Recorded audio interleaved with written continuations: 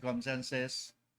Pag-aaralan natin ang bautismo bilang alagad ni Kristo, hindi para maging alagad ni Kristo, kundi bautismo bilang alagad ni Kristo, larawan at proklamasyon. So, dalawa yung source ko dyan upon preparing this lesson. So, hindi aking original. Wala akong originality at the end of the day.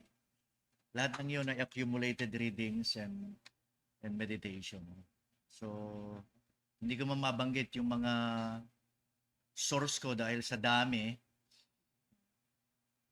Ayoko namang ma-miss yung iba, kaya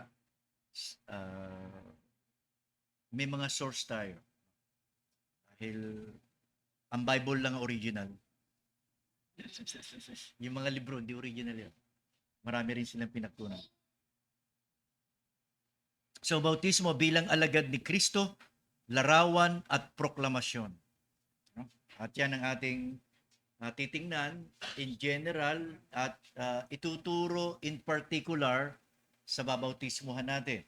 So, kayo dapat at kayo ang inaasahan ko na mas bukas, mas mataas ang level of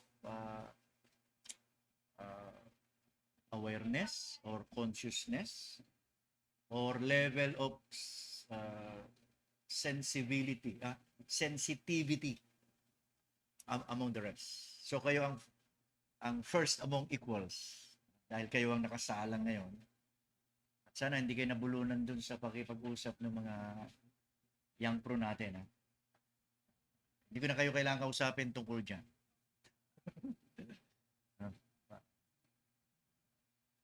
May tiwala ako sa mga kumausap sa inyo.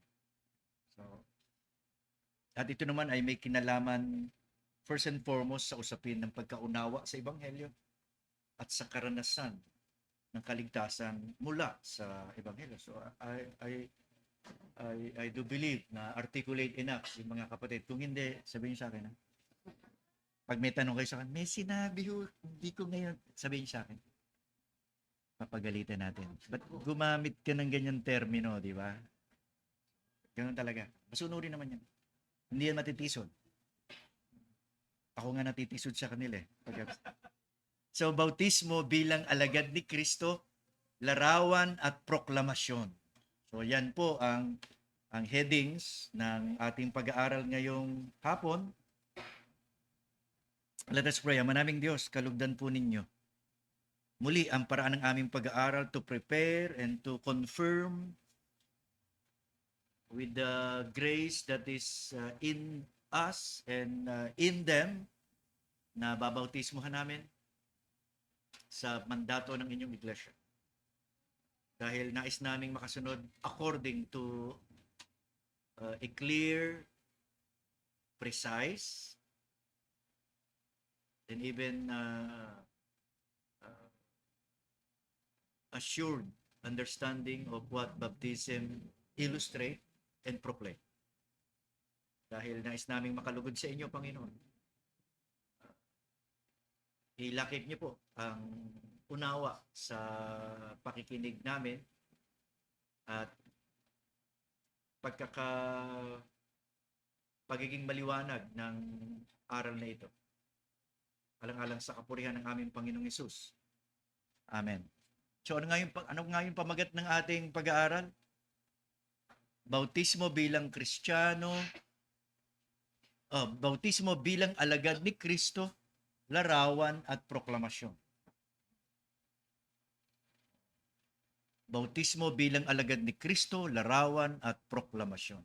So malinaw ang kilos ng pananampalataya tungo sa pagsunod nito sa tubig bautismo, sa tubig ng bautismo.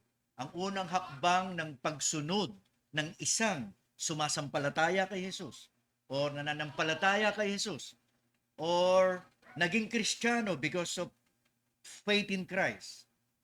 Ang unang hakbang ng pagsunod ay pagpapabautismo or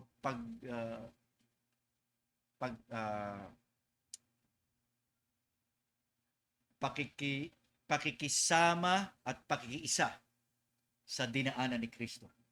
kamatayan, pagkalibing, at muling pagkabuhay.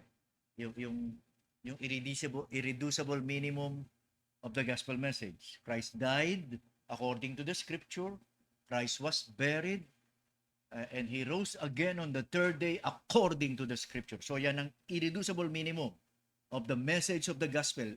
Simply put, pag binawasan mo yan, hindi na gospel yan. Pero there is a much larger appreciation of that gospel concerning His death, burial, and resurrection. So hindi tayo titigil dun, pero yun ang foundation. So dun manggagaling ang ikakalawak, ikakataas o ikakalalim ng pagkaunawa natin sa Ebanghelyo. Pero yun ang sentro. Christ and His work. Doon lang, di na tayo makakagraduate. And I doubt na makasunod tayo true and true consistently dahil babagsak tayo here and there. Manghihina tayo sometime. Mag-struggle tayo many times. Masalimo, komplikado, hindi man masalimo. Kaya again, sa ating London Baptist Confession, kahit walang Baptist yung pangalan ng church namin, tsaka ng pangalan nyo. Pero hindi major sa akin yan. Ngayon, nasa inyong conviction niya kung lalagyan ng Baptist. Number 3, ang ginagamit sa ordinansang ito ay tubig, at dito ang mananampalataya ay binabautismuhan sa pangalan ng Ama at ng Anak at ng Banal na Espiritu.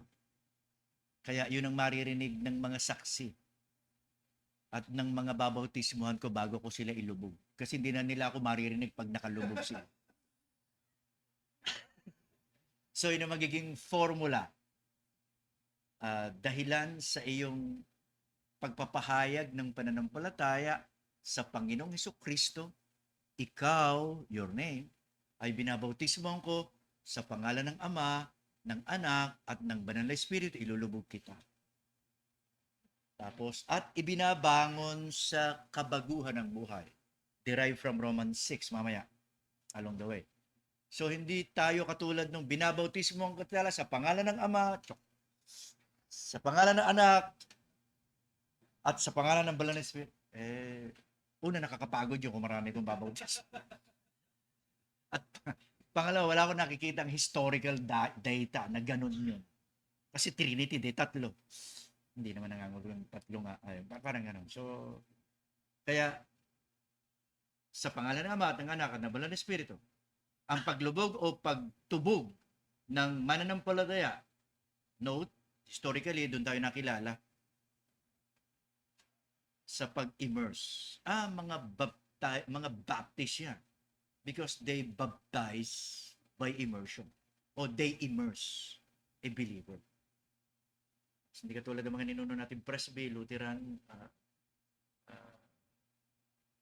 una pa naman tayo sa Anglican. Pero yun, Lutheran and Catholic Church, ninuno natin sila in one sense dahil galing lahat doon. Kung Baptist kayong Ambrand, hindi kami galing sa Katoliko, patunayan. Untenable from history. So, ang pagtubog o paglubog ng mananampalataya sa tubig ay lubhang kinakailangan para sa nararapat na pangangasiwa ng ordinansang ito. So, bakit may ganun sa London Baptist Confession? Dahil ang nanay na confession natin ay Savoy Declaration ng mga Congregational Puritans. So, nanay natin yun. Na hindi lang naglulubog, nagwiwisik pa. At nagbubuhos pa. Yan ang mga makikita natin sa Catholic, di ba? Bubuhusan yung bumbuna ng bata, di ba? Nananahimik yung bata, bubuhusan, mag-iingay. Pero may pangalan na Ama, ng Anak. Hindi naman tumitigil yung bata. So, ang Methodist ganun din, ang Lutheran ganun din. Tanging ang mga evangelical at ang mga Baptist lamang ang exclusive and particular na ang mode ay derived from the word itself. From the word itself. Baptizo meaning to dip or to immerse. Kasi kung hindi iyon, so doon natin kinuha yung mode, yung immerse sa word itself. Kasi may rantidzo at may ibang word na ang ibig sabihin sprinkling and pouring. So in a basic argument against our nanay, saboy na mga Congregationalist Puritan at against the Westminster Divines, mga Presbyterian, na naniniwalang sila lang ang reform. At kayong mga Baptist, wala kayong karapatang, sila yung lola natin. Kaya lang, hindi nila tayo tinatanggap na apo. Sakit. Issue yan hanggang ngayon. At hindi ko lang sa Pilipinas. May mga presbytery naman dito. Pero super elite ang mga presbytery ito. Umaten ka sa kanila, pero sila hindi atin sa atin. Ganun katitigas sa mga presbyng to. Alam mo kung sinong chat, wag na. So yun, malinaw sa confession, kaya meron silang dinagdag. Ang paglubog o pagtubog ng mananampalataya sa tubig ay lubhang kinakailangan para sa nararapat na pangangasiwa ng ordinansang ito. So we immerse. Kaya ang tagumpay ay, sorry. Malinaw ang kilos ng pananampalataya tungo sa pagsunod sa tubig ng bautismo. Ipinapakita ito sa atin sa aklat ng mga gawa. Tinatawag itong sacraments of grace. Kalimutan ko sino na napulutan ko nito. Sacraments of grace meaning it is initiated by God or sinimulan ng Diyos o nagmula sa Diyos. Bakit? Kinuman nga. Pangalawa, dumaan din ang Panginoong Yesus sa baptism ng tunay na Baptist, si John the Baptist. Kaya Baptist daw ang Panginoon. So, ang tagumpay ay ipinakita sa pamamagitan ng pagsunod na yan na tinatawag na sacraments of grace because it is the initiative of God. So pag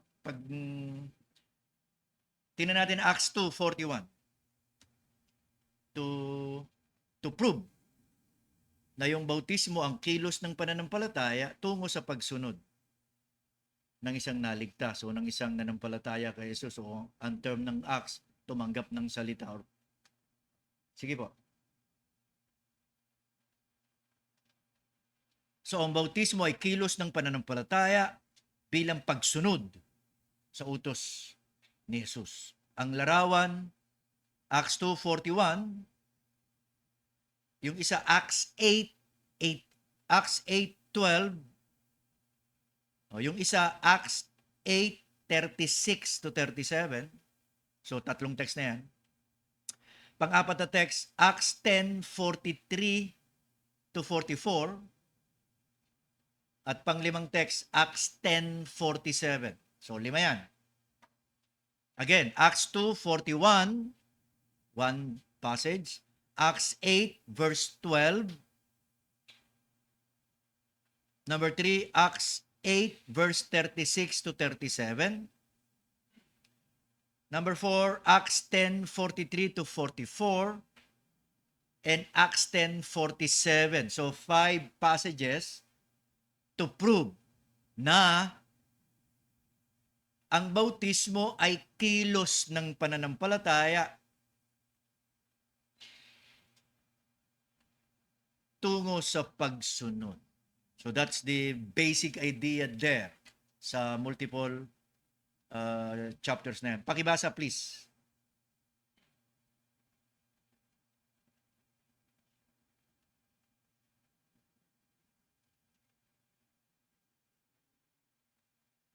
And state the verse. o passage.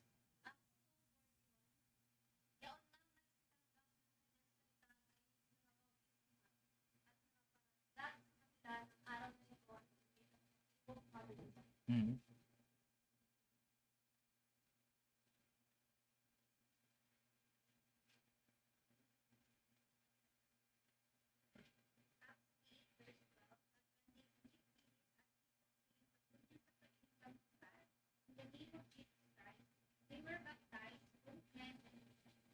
Hmm.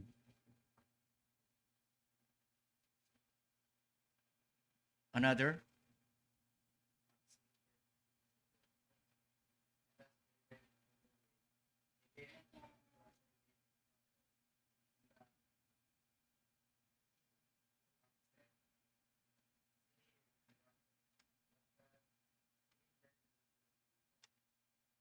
Hmm.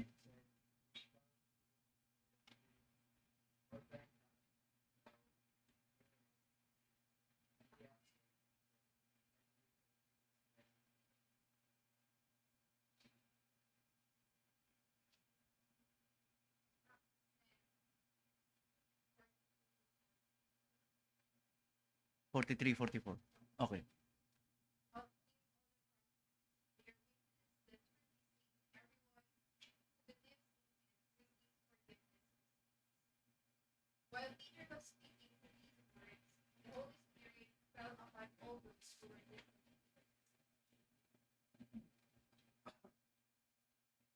Acts 10:47. 10:47.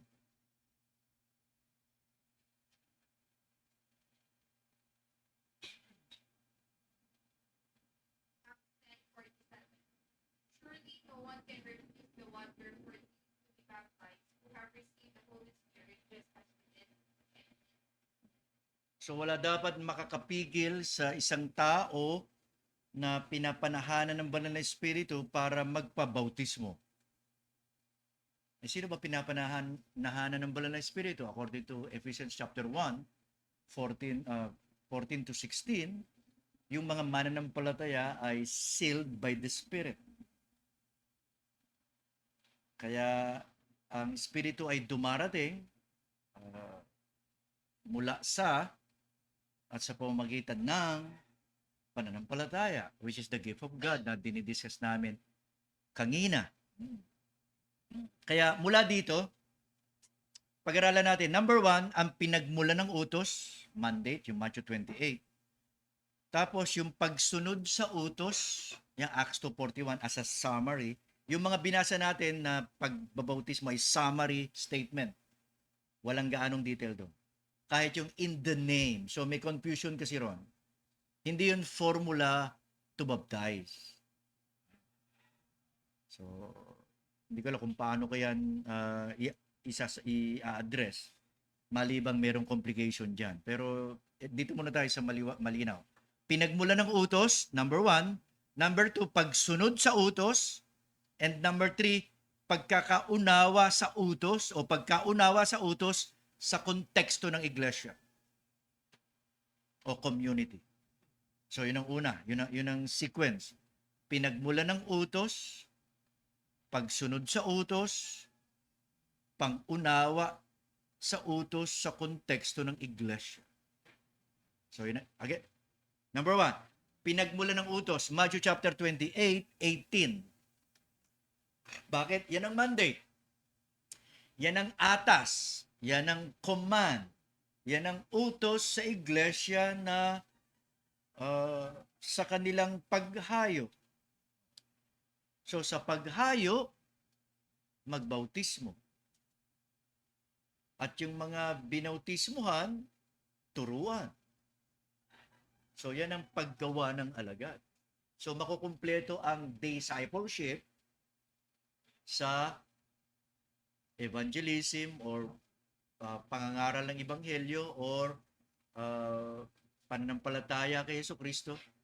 Tapos pagpapabautismo ng nananampalataya kay Jesucristo, ano? At pagdisiplina sa buhay bilang tagasunod ni Kristo sa konteksto ng iglesia. Hindi ka may equip na nag-iisa. Sige nga, basa ka nga ng Bible, nag-iisa. Tapos ang tanong ko, paano mo i-apply yung nabasa mo? Anong nabasa mo? Binasa ko po ang buong Genesis. Wow. Paano mo i-apply? Kung wala sa context ng iglesia, hindi ko alam. Pero maraming ganun ang concept sa devotional hobby nila. Kaya ang tinutugis natin, pinagpapastoran tayo ng Panginoon bilang bahagi ng iglesia sa konteksto ng ministeryo ng salita sa loob ng iglesia. It is whether it is a formal preaching or teaching Sunday or teaching from house to house. Bible study. So may extension pa tayo, may pabasa pa tayo. Privilege naman tayo, di ba? Yung iba, ang tatamad na nga eh. So, may mga ganun tayo. Dahil may opportunity tayo. At kaya naman natin. Kung hindi ba naman kaya. Di ba? Di pagkatiwala na lang natin sa iba. Ganun talaga yun. Ayaw natin paggamit. Di may gagamit yung iba. Hindi kasi matitigil eh. Yun yung point. Hindi yan makahadlang nga.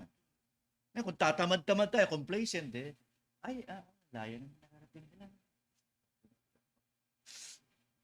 Pwede tamang inggit ka na lang. Okay, mamula ka na lang. May mga ganun eh. Palaging tama kahit walang ginagawa. Dahil minamali yung may ginagawa. Na hindi niya ginagawa. Yun ang masakit sa Kristyanismo ngayon. Sana wala sa reform. Talas-talasan pa natin. So, anong pinagmulan ng utos? Matthew chapter 28, 18 to 20. Basa please.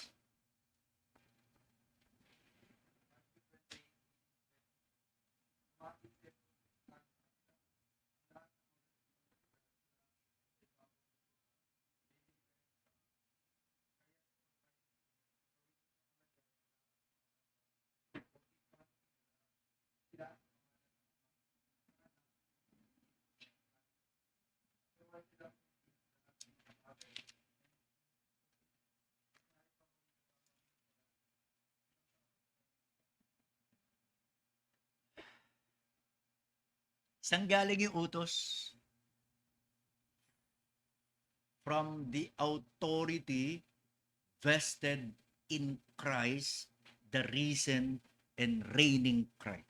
The risen and reigning Lord and King. Dapat sana magkasya na tayo sa Lord, naroon may kingship dun. Pero kailangan talagang idagdag eh. Lord and King. He has all authority. Not only on earth, but also in heaven. Because He is the King. Tapos tinuruan tayo, your kingdom come, your will be done. So kingdom and will, iisang idea yan. No? Kaya yung nasa kaharian ang gumagawa ng kanyang kalooban. At sino ba nasa kaharian? Yung born again, John 3. Yung iniligtas sa biyaya sa pamagitan ng pananampalataya, Peter, translated from the kingdom of darkness, etc. So, maraming passages na nagpapakilala kung sino yung nasa kaharian. Who are in and who are out. So, kanino galing yung utos? Sa kanya lang naman, na muling nabuhay at may taglay at taglay ng lahat ng otoridad na alam mo at kahit di mo alam, nasa kanya. Parang gano'n. Kaya doon galing yun. Therefore, disciple all nations. Because of who Jesus is, from His redemptive work, ipinamana ng Diyos sa Kanya, ng Ama sa Kanya, Psalms 2, ang lahat ng mga bansa. Ask of me, and I will give you the nations.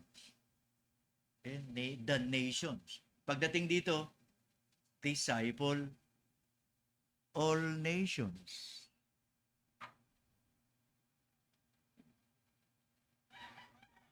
Yan ang pinagmulan ng utos. Pasunurin niyo lahat ng tao.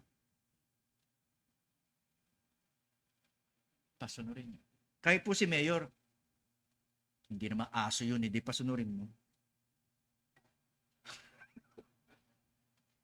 May authority ako in heaven and on earth. Nasaan ba si Mayor? Nasa lupa, pasunurin mo. Hindi yun, nasa munisipyo. Wala akong pakialam. Nasa lupa, nakatuntong sa lupa yan. Sino yung nasa langit? Aba, maliban sa Ama, lahat sumusunod sa Kanya. Okay ba yun? Sumasama sa Kanya.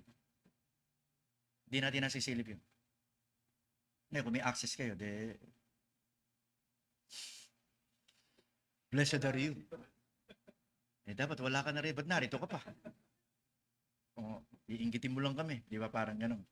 Pero, ang scripture ay sapa. Napaka-sufficiente ng kasulatan para panghawakan yan. Di ba? Yun nasabi, all authority has been given to me. Therefore, go or make disciples. Yun daw ang primary verb. Participle lang yung going, baptizing, teaching. Pero yun ang point. Yun ang point. Magiging alagad ang isang tao kapag naligtas sa pamamagitan ng mensahe ng Ebanghelyo ng ginawa ni Jesus. Dahil sa kung sino siya. Ano? Ginawa ni Jesus dahil sa kung sino siya.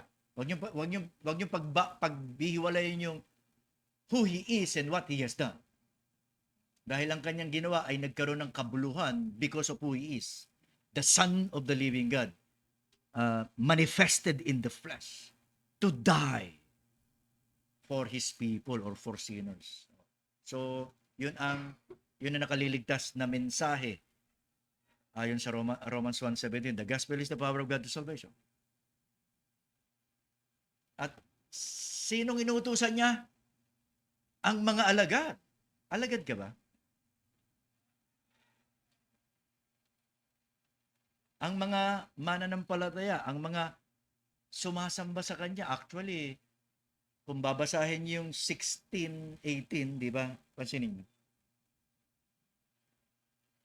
Samantala, ang 11 alagad ay pumunta sa Galilea sa bundok na itinuro sa kanila ni Jesus. At nang siya'y kanilang makita ay kanilang sinamba siya, subalit ang ilan ay nag-alinlangan. Sino ron sa 12 ang nag-alinlangan? 11, sorry. Wala pala si Judas muna. Sa Acts 2 pa si Judas. Hindi sinabi kung sino, kaya wag niyong palangalanan, ha? Pero ang point, nagdududa ka man, itong kicker of point, nagdududa ka man, o nagtitiwala kay Kristo, o nagtitiwala ka kay Kristo, bilang Kristiyano, so yan ang composition, bilang alaga, nasa ilalim ka ng kanyang otoridad, na may obligasyon, duty, na sumunod. Because He's the Lord. Kung gusto mo ikaw ang Panginoon, di ikaw na, di ba? Pero natin, hindi yan. Hindi ganyan yan. So, yun ang gusto ko yung makita ko, gusto ko makita nyo rin. Kaya nagdududa ka, you are obligated to obey. Ang pagsunod hindi lang doon sa naintindihan ko kaya ako susunod. Sino ba inutusan dito? Yung 12, di ba? Yung 11, parang lagi 12. Yung 11, hindi naman lahat sila naniniwala. Yung iba nag-aalangan eh. Nasa ilalim ba rin na command? Yes. Yan ang gusto ko makita nyo na hindi madalas nakikita. Kasi direkto agad sa 18. So samantala, ang 11 alagad ay pumunta sa Galilea, sa bundok na itinuro sa kanila ni Jesus, at nang sila'y kanilang makita, ay kanilang sinamba siya. Subalit ang ilan ay nag-alinlangan. So, hindi concern ng Panginoon kung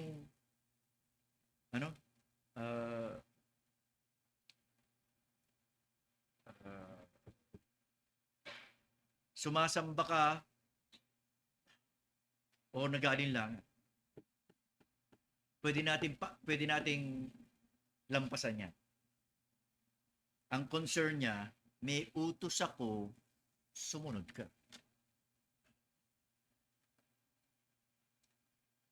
kung ako lang, kung lingwahe ko lang, wala akong pakialam kung naintindihan mo ko. Ang intindihin mo, kailangan mo sumunod. Wala akong pakialam kung nagdududa ka o nag-aalinlangan ka. Sa akin o sa aking salita. Well, hindi sinabi ni Matthew, saan sila nag-aalinlangan?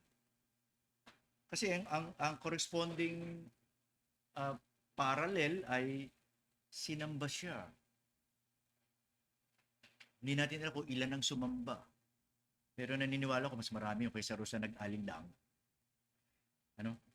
Baka si Tomas yun. O sino naman, di ba? Hindi natin alam. Wala namang pangalan, kaya huwag nyo majorin yan. Di ba? So, yun ang first and foremost, who Jesus is. He has all authority. Kaya meron siyang, ano sabi natin kanina sa title, meron siyang title and right and power or authority to be obeyed. Meron siyang kapangyarihan at titulo bilang Lord, King, para sundin. Nino? Hindi ng Kristiyano lang. Ano? All nations. Ngayon, kung yung all nations, merong one nation na hindi sama nung all, edi i-argue mo. Parang gano'n. Pero maliwanag mo sa Bible nyo, lahat ng bansa. Ngayon, meron bang taong hindi bahagi ng isang bansa? Ayun muna. Yung muna tanong, meron bang tao na hindi bahagi? Ay, taga-tribu po. No read, no write. Saan yan nakatira? Sa Maribeles. Oh, edi, nasa Pilipinas pala. Di ba? Ngayon, kung yan ang alien, oh, that's another matter. Hindi ko alam yan. Punta tayo sa Texas. Meron daw alien nation doon. Ano sabi? Gawing alagad, bautismuhan yang alagad. So, yun. At turuan silang sumunod. So, yung teaching proper ay sa next step. So, ang babautismo ay sila lamang na nagpahayag ng pananampalataya kay Jesucristo na may taglay ng lahat ng otoridad na dapat sundin. Sila ang tinawag na alagad, di ba? Tagasunod nga eh. Meron ba alagad na tagasuway? Eh, hindi alagad yun. Eh, ano yun? Hindi ko alam. Ang alam ko alagad, tagasunod. Eh, hindi sumusunod. Eh, di tagasuway. Mag-isip ka na ibang term. Eh, hindi ko na alam. So, sila ang tinawag na alagad, nagsimula ng buhay pananampalataya, pagpapasakop at pagsunod tungo sa paghubog sa disiplina ng pagtuturo sa buhay pagsunod. Pagtuturo, teaching them obedience. Bakit? Naging tao tayo, namulat tayo, lumaki tayo, tumanda tayo, sumusuway. Kaya sa kaligtasan, dun lang magpapasimulang sumunod. At may context yun pagsunod sa iglesia o sa community. So ito ang larawan at proklamasyon ng pananampalataya sa banal na Trinidad. Kaya ang sabi, baptizing them in the name of the Father, the Son, and the Holy Spirit. So, may theological issues dyan, pero ito muna yun. Huwag niyong entertainin muna yung mga komplikado. Ngayon, kung gusto niyong mahirapan, sige. Pero dito muna tayo ha. Dito muna tayo. Yung malinaw na kaya nating abutin, dahil ang purpose ito, masunod natin. Hindi tayo hindi, maintindihan ko muna bago ako sumunod. Eh, marami kang hindi susundin. Pagka ganyan. So, yun ang una. Pinagmulan ng utos. Larawan ng proklamasyon ng pananampalataya sa banal na Trinidad. Number 2, pagsunod sa utos. Ano yung actual? Yung Acts 2:41 na binasa sa atin. Acts 8, Acts 10. Consistently, sila na nanampalataya, sila na tumanggap sa salita na ipinangaral sa kanila, sila na nagtiwala kay Jesus, o nanampalataya kay Jesus, ano sabi? Nagpabautismo. So, klarong-klaro yan sa binasa natin na headings. Pansinin, ang mga nagpabautismo ay sila ng mga tumanggap ng salita. Ang mga babautismuhan ay napabilang sa komunidad kay Kristo. Gusto kong gawa ng distinction dito. Yung nabautismuhan ay napabilang sa komunidad na kay Kristo, na magpapakilala bilang His Community Church. Yun ang komunidad na kinabilangan at kabibilangan ninyo. Ano? Kasi yun ang visible manifestation of that redeemed community we call church. Kaya hinihingan natin ng conversion testimony because we are a redeemed community. Mga kalipunan tayo ng mga tinubos. Hindi nagyayabang, kundi nga nagpapasalamat ka. Nagpaparangal nga tayo sa Panginoon because of our salvation. Kaya nga tayo narito dahil sa kaligtasan. Kung hindi, wala tayong basis bakit narito tayo. Bakit tayo nagtitipon? Ba't tayo may worship service? Bakit tayo may Sunday school? Bakit tayo may ano-ano, di ba? Because of salvation in Christ. Walang iba. Or else, maliligo ka dito, di ba? Hindi ka makaka-relate kung may iba kang agenda. Ano? Ang agenda rito, maging grateful and thankful and express that through worship, through fellowship, through prayer, through the word, through sacraments or ordinances. So, ano yan? Yan ang magiging basihan ng pagtanggap ng iglesia bilang bahagi ng kanilang komunidad. Kaya ito'y larawan ng proklamasyon, larawan at proklamasyon ng pagtanggap sa salita. So una, yung pinagbalang na utos, larawan at proklamasyon ng pananampalataya sa banal na Trinidad. Ito, ikalawa, pagsunod sa utos, ito ang larawan at proklamasyon ng pagtanggap sa salita. Ibig sabihin, sa pamamagitan ng pagpapabautismo, inilalarawan mo at pinoproklama mo at the same time that you receive the word. You receive the word of the Lord or the Lord of the word. Okay, malilito ro. Hindi yan formula for confusion. Kundi kinaklaro natin yung salita ng Panginoon at yung Panginoon na nagsalita. Pareho lang yan, magkaiba lang ng aspect. Pero ginagawa kasi nating mas particular. Para naman hindi tayo gaya-gaya lang, di ba? Or paroting. So ito ay larawan at proklamasyon ng pagtanggap sa salita. Ikatlo, at panghuli, bagaman mas maraming teksto, pagkaunawa sa utos sa konteksto ng iglesia. Paano tiningnan ang baptism sa context ng iglesia? Sa context ng kapatiran kay Kristo. Galatians 3. Unahin natin na Romans 6, 3 to 4. Romans 6, 3 to 4. Basa please. Sunday school tayo. Pwede po kayo magsalita.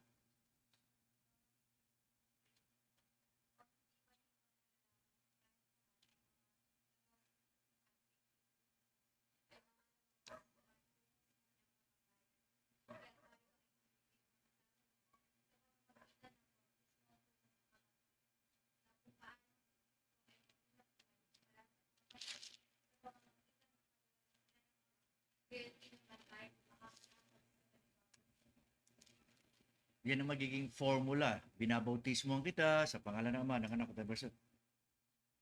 Ilulubog kita, then ibabangon kita sa kabaguhan ng buhay. That derives from Romans 6. At least yung seremonya. Hindi ko alam sa iba dahil hindi tayo gaya-gaya. So, Yun ang sabi ng Romans chapter 6, 3 to 4, kaya wag niyong ikukumpara yan sa ibang formula ng baptism na ginagawa. Pero bago yan 3 and 4, di ba? Siyempre, may 1 and 2. Obvious ba yan? Ano nga ang ating sasabihin? Magpapatuloy ba tayo sa pagkakasala upang ang biyaya ay sumagana? Let it never be. O yung King James na tamang payus, God forbid. Wala naman theos dun sa Greek, kaya supplied yun. Kaya hindi natin tinatanggap yun. So, huwag nawang mangyari. Di pwede yan. Ganun lang kasimple. Tayong mga namatay na sa pagkakasala, paano nga tayo mabubuhay pa ron? Wow. So, tugon ito ni Pablo sa kawalang ingat ng ilang nagpapakilalang kay Kristo o nananampalataya kay Kristo na naligtas sa biyaya at nabubuhay di umano sa biyaya pero careless. Hindi pwede yan. Saan niya binalik? Saan binalik ni Paul ang basis of his rebuke? Saan? Alalahanan niyo bautismo niyo. Ang bautismo niyo ay naglalarawan na kayo'y namatay ng kasama ni Kristo. Nalibing kayong kasama niya. At kung kayo namatay at nalibing kasama niya, mabubuhay kayo, nabuhay kayong muli kasama niya. So, hindi mo kailangan magpatuloy dyan. So, hindi dahil mabagsik si Paul. Biblical pa rin kahit nambibira, di ba? O nagre-review, o nagko-correct. Kaya yan ang tugon ni Pablo. Hindi angkop ang buhay sa kasalanan sa nagpapakilalang Kristiyano na nagpabautismo. So, ito naman ay larawan at proklamasyon ng kamatayan sa kasalanan, ng lumang pagkatao at pagkabuhay sa bagong pagkatao. Yun ang sabi ng verse 4, sa kabaguhan ng buhay. So it is objective, you are in Christ sa theology of salvation. Yun ang overall yun ang sentro ng lahat ng pagpapala ng kaligtasan. Because you belong to Christ or you are in Christ. Elect in Him, predestined in Him. So in Christ. Kaya ang bautismo ay larawan at proklamasyon na nakasama ka ni Kristo, kaisa ka ni Kristo ron. Simply put, nung namatay siya, kasama ka ron. Nadun ka. Nung nilibing siya, nadun ka. Nung muling nabuhay, nadun ka rin. Hindi ka naiwan dun sa luibingan. Di ba? So, yun, ang ganda nito. Ganda nito. So, larawan at proklamasyon ng kamatayan sa kasalanan at pagkabuhay sa bagong pagkatao. What a picture and proclamation. Number 1. Number 1 lang. May number 2. Galatians, ito muna, Ephesians 4, 5 to 6. Ihuli ko yung Galatians dahil may gagamitin tayong pang-conclude. Sige nga.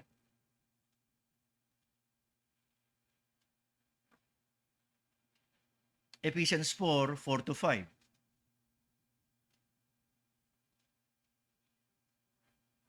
Sige.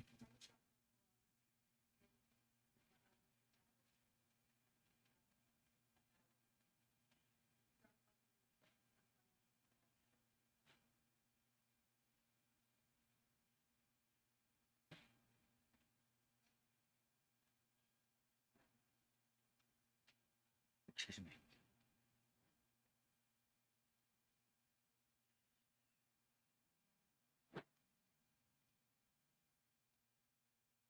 So, isang katawan, isang bautismo, isang Panginoon. Yun ba yun? So, dito, sabi ng mga teologo natin, straightforward, walang paligoy-ligoy, ang bautismo ay bahagi ng kaisahan ng iglesia. So, ibig sabihin, ang baptism ay bahagi ng uh, unity of the church. Ibig sabihin, simply put, lahat ng tunay na Kristiyano kasi dumaan doon.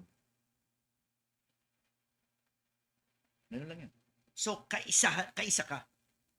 Sa puntong yun, you are uniting yourself dun sa unity of Christ. Unity of the body of Christ. Mas malawak-lawak to. Natutugisin natin sa pabasa, fraternal, and communion. Fraternal. Communion, di ko control yung kanilang tema ron. So, yung ganun na we belong with one another. Kahit hindi mo sila nakikita, yung mga kapatid sa Taytay, di ba? Mga kapatid sa Valley View, mga kapatid sa Olongapo. Ngayon, privilege tayo, makita-kita tayo. So, ibig sabihin, may unity. Ano? At yung unity yun, pinapakita sa baptism. So, kaya yun ay larawan ng larawan at proklamasyon ng pagkakaisa at pakikisama sa umiiral na kapatiran. Ibig sabihin, kapag magpapabautismo ka, kinikilala mo ang mga nauna sa'yo. At the same time, kinikilala mo ang kasalukuyang makakasama mo. Kasi idadagdag ka ron eh. Idadagdag ka ron. So what a beautiful picture and proclamation. So para sinasabi mo sa madla or ipinagpapatotoo mo sa Panginoon, I belong to this people, di ba? I belong to this people group. Kaya yun ang pinoproklama mo sa bautismo. Ibig sabihin, nakikiisa ka at nakikisama ka at the same time sa kanilang pananampalataya. One faith, one Lord, one baptism. Ibig sabihin, sinasabi mo, pareho tayo ng Panginoon, mga kapatid. Hindi si Baal ang aking Panginoon. Hindi si Beelzebub. Or sa mga Katoliko, hindi si Pope o si Mary or si Jesus. So nakikiisa ka, nakikisama ka, nakikibilong ka, di ba? Hindi ka na others. Parang gano'n. So larawan ito ng pakikiisa at pakikisama sa umiiral na kapatiran na may Panginoon, may pananampalataya, kaya bahagi yon. Ia-adapt mo ang pananampalataya ng His Community Church o ng Christ Community Church na articulated summarily, tama ba? In summary, sa 1689.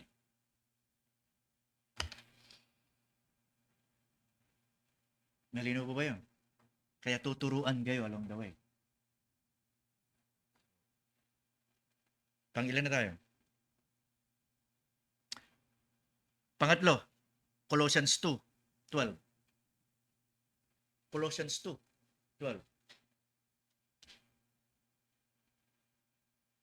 Colossians 2:12.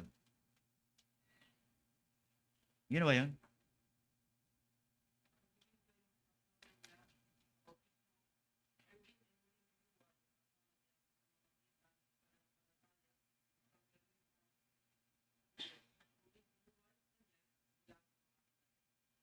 Okay. So, kakambal yan or kasunod sana yan, dapat yan ng Romans 6, di ba? Pero hiniwalay natin. Kaya dito, particularly, ang bautismo ay paraan upang maipakita ang pagiging kaisa sa kamatayan ni Kristo. Kalakip at kaisa ng kamatayan, pagkalibing, at muling pagkabuhay ni Kristo. Ano naman yan? Ito ang larawan at proklamasyon ng kamatayan, pagkalibing, o larawan ng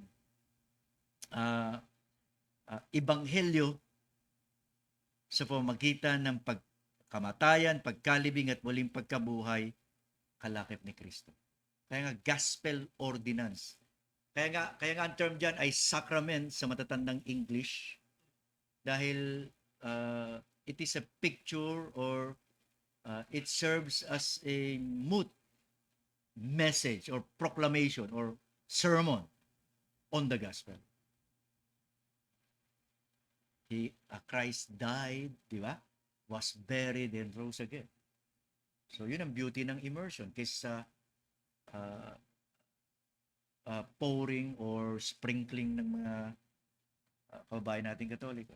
Panghuli, Galatians 3:27.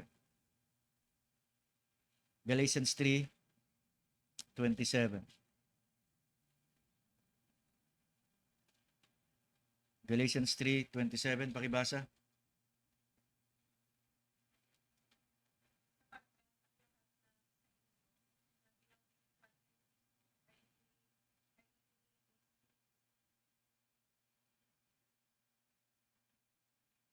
Narinig niyo ba yun? Ibinihis si Kristo. Uy.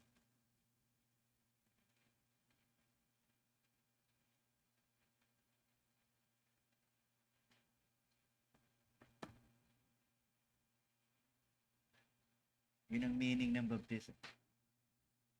It serves as a uniform. Di ba? Sa mga laro. Hindi kayong meron. Ay, galing. Hindi. May uniform ka. Engage sa laro. Ang problema sa basketball, mas marami nakaupo kaysa naglalaro. So, don't push too far, ano? Lahat ng naka-uniforme dapat naglalaro, di ba? Kaya nga may reserve. So, yun ang point, mga kapatid. Ang bautismo, note, ang bautismo, pansinin, ang marami sa inyo ay sila ng mga kinilalang mga anak ng Diyos. Verse 26. Kaya basahin niyo yung 26. Mga anak ng Diyos sa pamamagitan ng pananampalataya. Di ba? So, ibinihis si Kristo. Ibig sabihin, it is an expression or ano bang right term dyan? Hindi kasi literal yon. Hindi damit si Kristo. Ang punto, yung baptism ay pagbibihis kay Kristo. Simply put, nagpapakilalang kay Kristo sa paraan ng bautismo. So, hindi mo lang sinasabing Kristiyano ka. Hindi. Kay Kristo ako. Binibihis mo yung uniform ng ang Christ team. Parang gano'n. Wala lang number. Huwag na kayo magme-major. Anong kulay? Wag na.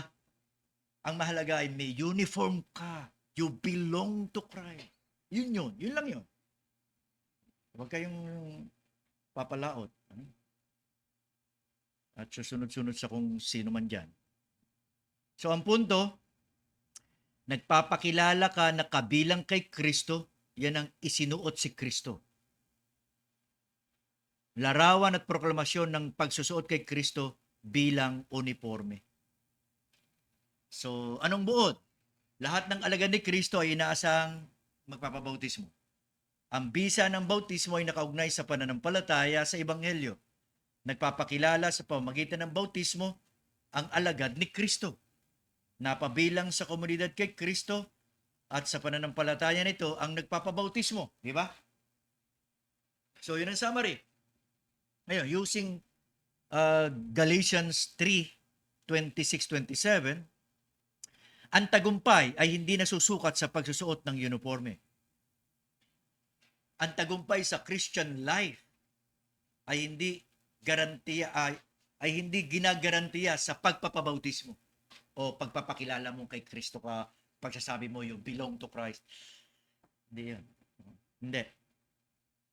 Ang tagumpay ay hindi nasusukat sa pagsusuot ng uniforme. Ito ay nakakamit sa lakas ng loob na manatili at magpatuloy kay Kristo. Diba yun ang sinasabi? Abide in me and my words abide in you. May issue ng perseverance. Di pwede naka-uniforme ka, ayaw ka ng ayaw. Di ba? Ayaw ko maglaro. Pero Christian ako or may uniform ako, kaya lang ayoko maglaro. Di ba? Kailan natin sasabihin, may toyo yata ito. May uniform, ayaw maglaro. So, kaya isa rin sa mga quotes ko sa aking wall, victory was not measured by uniforms, but by the courage to keep moving forward. Ang issue dito mga kapatid, perseverance. Hindi matatapos ang Christian life nyo sa baptism. It's only the beginning. Publicly proclaiming Christ to the world. So, tulad ng uniforme na isinuot sa pakipagdigma, ang bautismo ay paraan ng pagsusuot kay Kristo. Gayunman, hindi garantiyan tagumpay. Hindi garantiyan pagpapabautismo sa tagumpay. Ang tagumpay sa buhay kay Kristo ay sa pamagitan ng pagpupursige, pananatili. So, perseverance is not merely a theological concept or future prospect.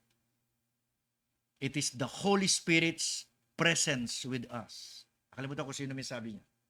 So, perseverance is not merely a theological concept or a future prospect.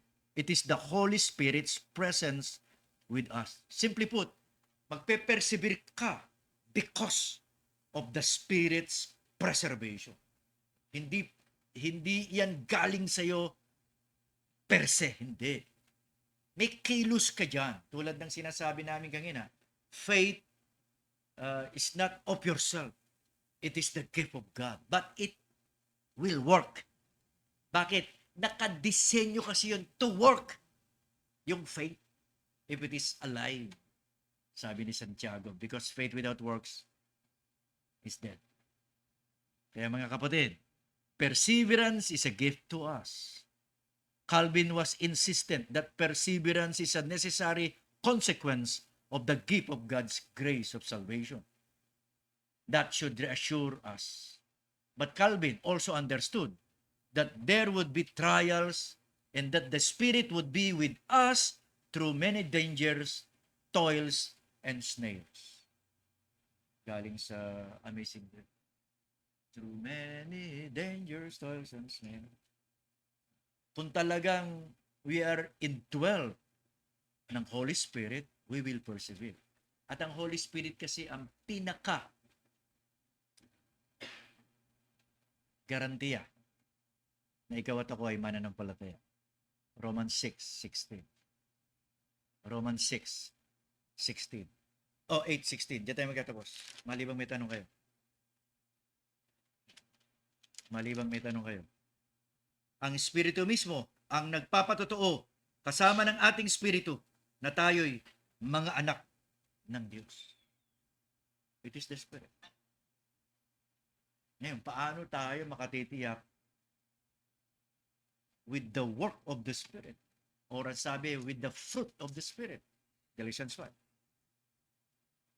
Bago yung gifts of the Spirit. Yung gifts of service. Yun muna sa works of the Spirit. Hope, patience, hope, etc. So, because the Spirit bears witness with our spirit that we are God's children. Siya talaga ang magpapatibay. Any question?